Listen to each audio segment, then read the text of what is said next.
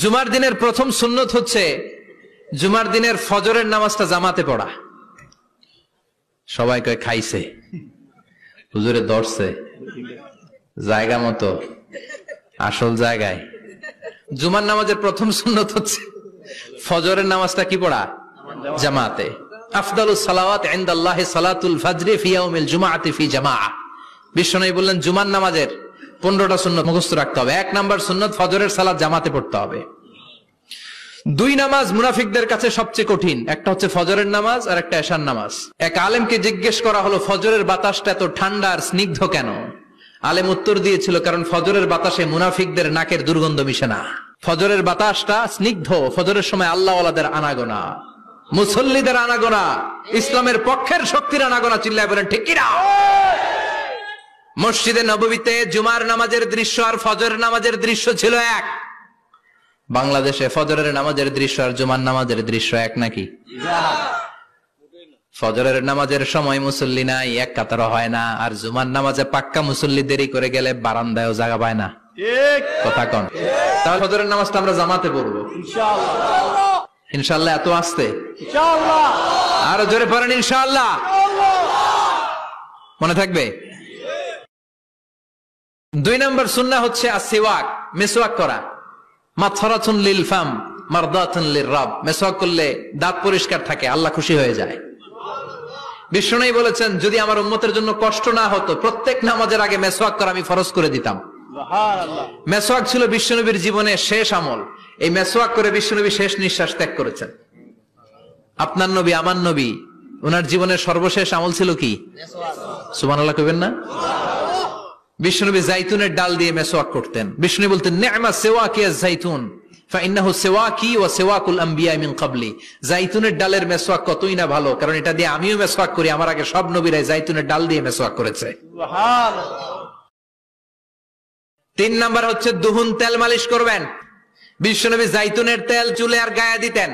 বিশ্বনবী বলতেন ওয়াদাহিনু ফাইন্না ফিত তাদহিনে বারাকাত। তেল খাও, তেল দাও, তেল মালিশ করো, তেলের ভেতরে আল্লাহ বরকত ঢুকাইয়া দিছে। তেল দিবেন তো? 4 নম্বরে আত্তিব, জুমার দিনে সুগন্ধি লাগিয়ে যাওয়া সুন্নাত। লাগাবেন? লাগাতে রাজি আছেন? বিশ্বনবী বলতেন এই দুনিয়ার 3টা জিনিস আমার কাছে সবচাইতে প্রিয়। হুব্বিবা ইলাইয়া মিন দুনিয়াকুম সালাস। 1 হচ্ছে আন-নিসা, নারীদেরকে আমি পছন্দ করি। 2 হচ্ছে আত্তিব, সুগন্ধি লাগাতে আমি পছন্দ করি।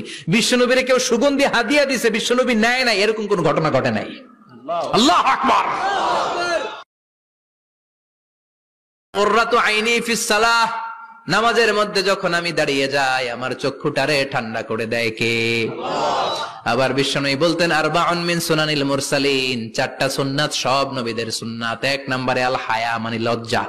আরেক বর্ণনা এসেছে আল খিতান মানে সুন্নাতে খাতনা, এটা সব নবীদের ছিল। আর সেওয়াক, সব নবীরা মিসওয়াক করেছেন। আত্তিব, সব নবীরা আতর লাগিয়েছেন। আর নিকাহ, সব নবীরা বিয়েও করেছেন। চিল্লায় পড়েন আল্লাহু আকবার। আল লিবাস আহসানা সিয়াব, সুন্দর জামা পরা। নট নেসেসারি যে নতুন জামা হতে হবে, পুরাতন জামাও ধুয়ে আয়রন করে পরলে একটা সৌন্দর্য আছে না নাই? ইন্নাল্লাহা জামিল ওয়া ইউহিব্বুল জামাল। আল্লাহ নিজে সুন্দর, সৌন্দর্যকে আল্লাহ পছন্দ করেন। পৃথিবীতে সবচেয়ে সুন্দর কে? পৃথিবী সুন্দর, মানুষ সুন্দর, আসমান সুন্দর, জমিন সুন্দর, সুন্দরে সুন্দরে পাল্লা। জানি না কত সুন্দর তুমি আল্লাহ, জানি না কত সুন্দর তুমি আল্লাহ। সুবহানাল্লাহ পড়েন। ইন্নাল্লাহা ইউহিব্বু আইয়ারা আসারা নি'মাতিহি আলা আবদি। আল্লাহ তার বান্দার উপর তার নেয়ামতের ছিটে ফোঁটা দেখতে চান। আপনি যদি ধনী হন দামি জামা পরবেন, সুন্দর জামা পরবেন। অনেকে আছে অনেক ধনী কিপটুসের মতো সিরা জামা পরে, আছে না নাই? আপনি ধনী মানুষ, আপনি সিরা জামা পরছেন কেন? আপনার যে সম্পদ আছে এটার বহিঃপ্রকাশ আল্লাহ দেখতে পছন্দ করে। আপনাকে যে আল্লাহ কি নাজ নেয়ামত দিয়েছে, অহংকার ছাড়া স্বাভাবিক বহিঃপ্রকাশটা আল্লাহ দেখতে পছন্দ করে। কোন সুবহানাল্লাহ। এরপরে ইকসারুস সালাহ আলান নবী, বিশ্বনবীর উপর বেশি বেশি দুরূদ পড়া। বিশ্বনবী বলতেন জুমার দিন শ্রেষ্ঠ দিন, এই দিন আমার উপর বেশি বেশি দুরূদ পড়ো। ফাইন্না সালাতাকুম মা'রুদাতুন আলাইয়া। কেননা তোমরা যে আমার উপর দুরূদ পড়ো, আমি মরে যাওয়ার পরে এই দুরূদগুলো কে পাঠিয়েছে তার নাম, তার বাবার নাম সহ ফেরেশতারা আমার কবরে দিয়ে আসে। সুবহানাল্লাহ। সাহাবারা বললেন, ইয়া রাসূলুল্লাহ কাইফা সালাতুনা মা'রুদাতুন আলাইক, আপনি মরে যাওয়ার পরে আমাদের দুরূদ কেমন করে আপনি দেখবেন? ওয়াকাদ আরিমতা, আপনি তো পচে গলে মাটির সাথে মিশে যাবেন। বিশ্বনবী বলেন, ইন্নাল্লাহা হাররামা আলাল আরদি আন তাকুলা আজসাদাল আম্বিয়া, নবীদের লাশকে খেয়ে ফেলা, নবীদের লাশকে পচিয়ে ফেলা জমিনের সব মাটির জন্য আল্লাহ হারাম করে দিয়েছে। নবীদের লাশ পচে না, নবীদের লাশ গলে না। যারাই বিশ্বনবীর উপর দুরূদ পড়বেন, আপনার নাম সহ, আপনার বাবার নাম সহ, মালাইকাতু সাইয়াহিন, একদল ফেরেশতা আছে শুধু রাউন্ড দেয় গোটা ওয়ার্ল্ডে। কারা বিশ্বনবীর উপর দুরূদ পড়েছে, এই দুরূদ নিয়ে, এই নাম নিয়ে বিশ্বনবীর কবরে তারা পৌঁছে দেয়। চিল্লায় পড়েন আল্লাহু আকবার। এরপরে বিশ্বনবী বলতেন, জুমার দিনে সূরাতুল কাহাফ পড়বা, কাহাফ পড়া সুন্নাহ। সূরাতুল কাহাফ পড়তে রাজি আছেন? রাজি আছেন তো? 18 নম্বর সূরা, কোরআনের একেবারে মাঝখানের সূরা। আলহামদুলিল্লাহিল্লাযী আনজালা আলা আবদিহিল কিতাবা ওয়া লাম ইয়াজআল লাহু ইওয়াজা, এই আয়াত দিয়ে শুরু হয়েছে, শেষ করা হয়েছে ফামান কানা ইয়ারজু লিকা রাব্বিহি ফালইআমাল আমালান সালিহা ওয়া লা ইউশরিক বিইবাদাতি রাব্বিহি। আর মাঝখানে আছে ওয়ালিয়াতালাত্তাফ। হাফেজ সাহেবরা উত্তর দাও, মাঝখানে আছে কি? কথা কন। ওয়ালিয়াতালাত্তাফ একটা শব্দ আছে সূরা কাহাফের মাঝখানে। কোরআনের সব জায়গায় এক ফন্টে আয়াতগুলো লেখা, কিন্তু ওয়ালিয়াতালাত্তাফ মোটা করে লেখা আছে না? ডবল ফন্টে লেখা, মোটা, কারণ এটা কোরআনের একেবারে মাঝখানে অবস্থিত এই শব্দটা ওয়ালিয়াতালাত্তাফ। এর আগে যত শব্দ, এর পরে তত শব্দ, এর আগে যত কোরআনের অক্ষর, এর পরে তত অক্ষর। সুবহানাল্লাহ বাড়িতে গিয়া বিশ্বনবী বললেন, সূরাতুল কাহাফ যে তেলাওয়াত করবে ইয়াকুনু লাহু নূর, এই সূরাতুল কাহাফ কিয়ামতের দিন তার সামনে বিশাল একটা আলো হয়ে আসবে। এই আলো দিয়ে পুলসিরাত পার হয়ে ওই বান্দা জান্নাতের ভেতরে ঢুকে যাবে। আবার বিশ্বনবী বলেন, যারা সূরাতুল কাহাফের প্রথম 10 আয়াত তেলাওয়াত করবে জুমার দিন, শেষের 10 আয়াত যারা জুমার দিন তেলাওয়াত করবে, দাজ্জালের ফিতনা থেকে তাদেরকে মুক্ত রাখবে কে? আল্লাহ। সুবহানাল্লাহ পড়বেন না?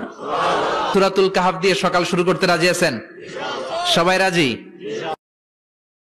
এরপর আত-তাবকির ইলাল মসজিদ, মসজিদে আগে আগে যাওয়া সুন্নাত। আগে যিনি যাবে উনি কি পাবে? তারপরে গরু, তারপরে বকরি, তারপরে মুরগি, মুরগির পরে ডিম না আন্ডা? আন্ডা। আল মাশিউ আলাল ইকদাম, বিশ্বনবী বললেন হেঁটে হেঁটে জুমার নামাজে যাওয়া সুন্নাহ।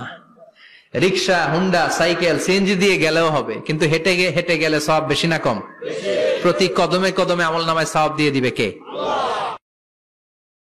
এরপরে বিশ্বনবী বললেন, আদামু তাখাত্তি রিকাবান নাস, মানুষের ঘাড় ডিঙ্গিয়ে সামনে না যাওয়া সুন্নাহ। অনেকে জুমার দিন আসে, সবার শেষে বসতে চায় সামনে, এরকম ডাকাইত আছে না নাই? বিশ্বনবী জুমার খুতবা দিচ্ছেন, হঠাৎ এক সাহাবী সব সাহাবীর ঘাড় ডিঙ্গিয়ে ডিঙ্গিয়ে সামনে আসতেছে বুলেটের মতো। বিশ্বনবী বললেন, থামো, এজেলেস, বসো মিয়া, ফাকাদ আযাইতা ওয়া আনাইতা, আসছো দেরি করে আবার মুসল্লিদেরকেও কষ্ট দিচ্ছ। যেখানে জায়গা পাবেন ওইখানে বসবেন, মানুষের ঘাড় ডিঙ্গিয়ে সামনের কাতারে যাওয়া এটা ঠিক না। এজন্য জুমার দিন আগে আগে আসার চেষ্টা করবেন। রাজি আছেন তো? এরপরে বিশ্বনবী বললেন, দুখুলুল মসজিদে রাকাতাইন, জুমার নামাজের দিন মসজিদে ঢোকার পরে 2 রাকাত পড়া সুন্নাত। কয় রাকাত? 2 রাকাত। রাজি আছেন? কবলাল জুমা, বাদাল জুমা। অনেকে প্রশ্ন করে, বাদাল জুমা 4 রাকাত, মসজিদে পড়লে 4, ঘরে পড়লে 2, কিন্তু কবলাল জুমা সুনির্ধারিত নয়, অনির্ধারিত। মা কদ কুদ্দিরা লাক, যত আপনার তৌফিকে কুলায় 2 রাকাত করে করে 2, 4, 6 ইমাম সাহেব খুতবা দেওয়ার আগ পর্যন্ত। আপনি যদি আধা ঘন্টা আগে যান, আপনি 10 রাকাত পড়তে পারবেন। চিল্লায় বলেন ঠিক কিনা?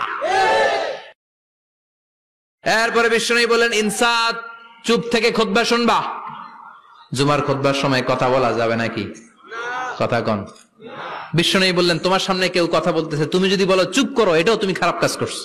চুপ করো তোমার কইতে কইছে কি? চুপ করো বলে তুমি আরেকটা ভেজাল লাগাইছো। চিল্লায় বলেন ঠিক কিনা? তাহলে জুমার নামাজে কথা বলা যাবে না, কেউ কথা বললে চুপ করো, এই কথাটাও বলতে বিশ্বনবী নিষেধ করেছেন। চিল্লায় বলেন ঠিক কিনা? এরপরে মজার একটা কথা বিশ্বনবী বলেছেন, জুমার নামাজ পড়তে যে যদি কারো ঘুম আসে, জায়গা চেঞ্জ করে বসো।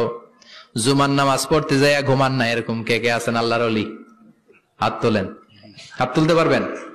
আমিও তুলতে পারবো না, আমি কত ঘুমাইছি।